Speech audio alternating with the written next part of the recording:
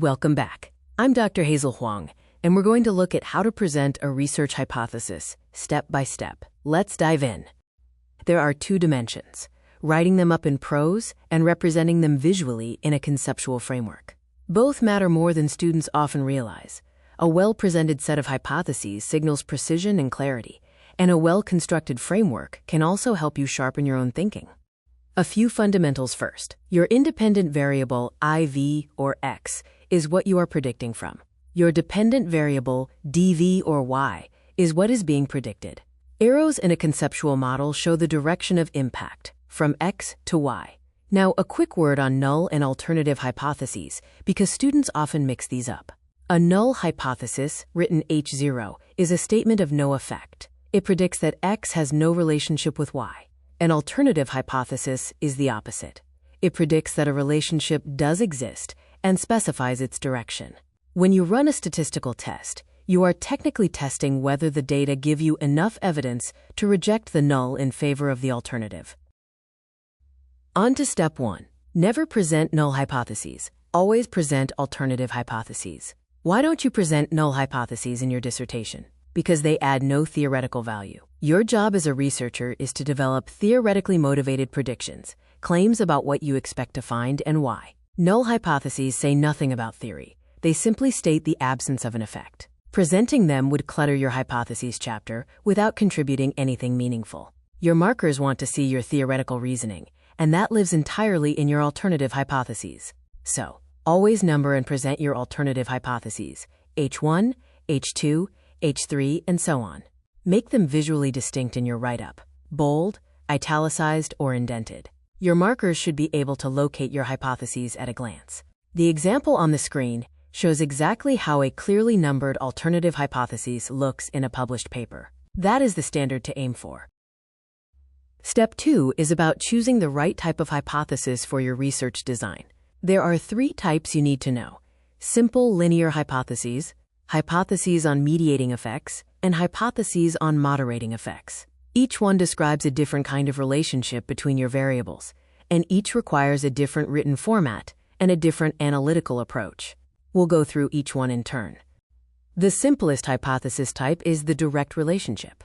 IV positively or negatively influences dV. You can write this as H1 IV increases dV, or H1 IV positively leads to dV. Both work. The key principle, as we covered last time: clear, specific, and directional.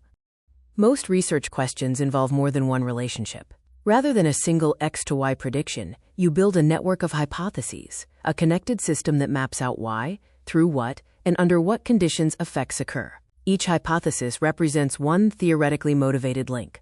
Together, they tell a coherent theoretical story, just like the example shown on the screen here. This network is what your conceptual framework visualizes: each arrow a hypothesis, each hypothesis grounded in theory.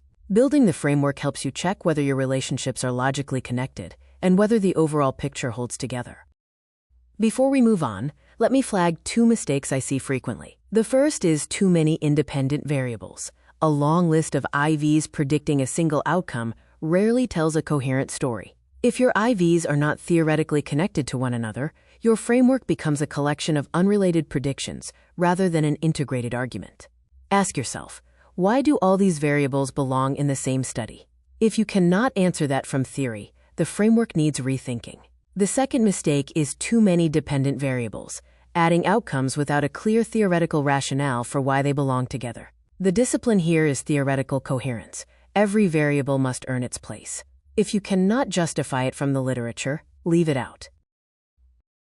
A mediator is the mechanism through which X influences Y. It answers the question: why does X lead to Y? When hypothesizing a mediating effect, break it into 2 labeled components. H1A covers the X to mediator path. H1B covers the mediator to Y path. Both paths must be hypothesized because both must be tested.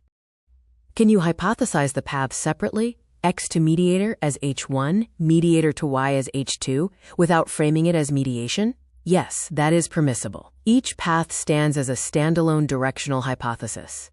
The trade-off is theoretical. Without the mediation framing, you are not explicitly claiming that M explains why X leads to Y, only that both relationships exist. Whether that is appropriate depends on your literature review and your theoretical claim. And remember, how you frame your hypotheses determines how you run your analyses. If you plan to test mediation, frame it as such. A moderator changes the strength or direction of an X to Y relationship. It answers, under what conditions does X affect Y? Both mediating and moderating effects concern the mechanism of X on Y, but they ask different questions and require different statistical approaches. But this is a more advanced methodological detail for another time. The written format must specify what the relationship looks like at different levels of the moderator. The moderator moderates the impact of X on Y, such that high moderator condition, whereas low moderator condition. Example, self-confidence negatively moderates the impact of upward social comparison on materialism, such that when self-confidence is high, upward social comparison decreases materialism, whereas when self-confidence is low, upward social comparison increases materialism. Both the direction of moderation and the pattern at each level are specified. That precision is required. Step 3 is about visualizing your hypotheses in a conceptual framework, and this diagram shows you what that looks like when everything comes together. Social media usage intensity increases upward social comparison tendency, which in turn increases materialism. And self-confidence moderates that second relationship. Its direction and strength depend on how confident the person is. This is the kind of integrated framework to aim for. Each arrow is a hypothesis, each hypothesis is derived from theory, all together telling a coherent story. Ensure every arrow in your framework corresponds to a numbered hypothesis in your text. Consistency between the visual and written presentations matters. Present the framework in the summary section of your hypotheses chapter. The clearer you make it for your markers, the better placed they are to reward your work.